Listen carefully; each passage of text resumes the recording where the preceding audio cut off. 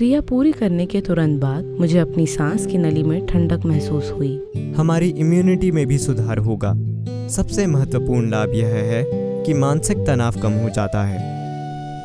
सिम्ह क्रिया सद्गुरु द्वारा भेंट किया गया 3 मिनट का सांसों से जुड़ा योग अभ्यास है, जिसे विशेष रूप से कोरोना की स्थिति की वजह से डिज़ाइन किया गया है। सिम्ह क्रिया के अभ्यास से हम खुद को तैयार रख सकते हैं और ऑक्सीजन का स्तर और बीमारी से लड़ने की ताकत भी बढ़ा सकते हैं। सिम्ह क्रिया बीमारी से लड़ने की ताकत और फेफड़ों की क्षमता को बढ़ाने वाला एक फ्री ऑनलाइन योगा अभ्यास है। हार्वर्ड मेडिकल स्कूल की एक टीम द्वारा किए गए अध्ययन में पाया गया है कि यह संक्रमणों से लड़ने और मानसिक तनाव को कम करने की आपकी क्षमता सुधार सकता है। अब सद्गुरु आपको अभ्यास के बारे में बताएंगे। कृपया वीडियो देखते समय अभ्यास करने की कोशिश न करें। पहले निर्देशों को पूरी तरह सुने और फिर ये अभ्यास खुद से करें।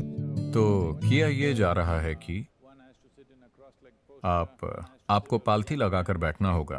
आप जिस भी तरह से बैठ सकें, आपका शरीर जिसकी भी अनुमति दे, और फिर दोनों बाहों का उपयोग करके इसे इस तरह से ऊपर उठाइए कि आपका पंजर डायफ्राम के हिस्से से ऊपर उठ जाता है।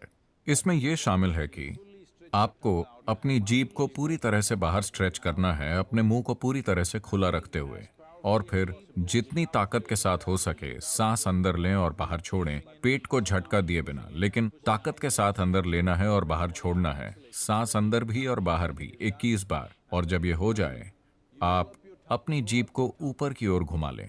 इसे उतना पीछे ले जाएं जितना आप ले जा सके, और अपना मुंह खुला रखते हुए फिर से उसी तरह सांस लीजिए। सांस अंदर, सांस बाहर, जितनी हो सके उतनी ताकत से, लेकिन अपने गले में दबाव पैदा करके आपको इस तरह से आवाज निकालनी होगी। यह महत्वपूर्ण है कि आप गले में, अपने गले के गड्ढे में दबाव पैदा करें और आवाज निकालें। और सांस अंदर, सांस बाहर, पूरी तरह से सांस बाहर, पूरी तरह से सांस अंदर, जितना हो सके उतनी ताकत के साथ, लेकिन पेट को झटका दिए बिना 21 बार और जीभ को ऊपर घुमाकर। पूरी प्रक्रिया के दौरान आपने अपनी आंखें बंद रखी हैं। आप पूरी सांस लीजिए और सांस को रोककर बस यूं ही बैठिए 1 मिनट के लिए। अगर आपकी उम्र ज्यादा है या आपको सांस लेने में दिक्कत है तो कम से कम 30 सेकंड के लिए। अगर आप 1 मिनट के लिए नहीं कर पा रहे हैं तो कम से कम आप 30 सेकंड के लिए वहां रुकिए। ये एक सरल सा अभ्यास है, और सबसे बढ़कर अगर आप इसे आज कर पाते हैं और अचानक एक दिन आप इसे नहीं कर पाते, तो इसका मतलब है कि निश्चित रूप से आपको सांस से संबंधित कोई समस्या हो गई है। शायद वो ये वाला वायरस ना हो, लेकिन वो कुछ और हो सकता है। वो चाहे कुछ भी हो, आपको अपनी जांच करानी चाहिए।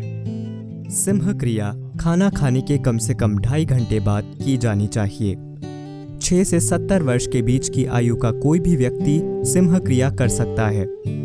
6 साल से कम या 70 साल से अधिक उम्र के लोग और ब्रेन ट्यूमर या हैमरेज से परेशान लोग भी ये अभ्यास कर सकते हैं, लेकिन उन्हें केवल 12 बार सांस लेनी चाहिए, 21 बार नहीं।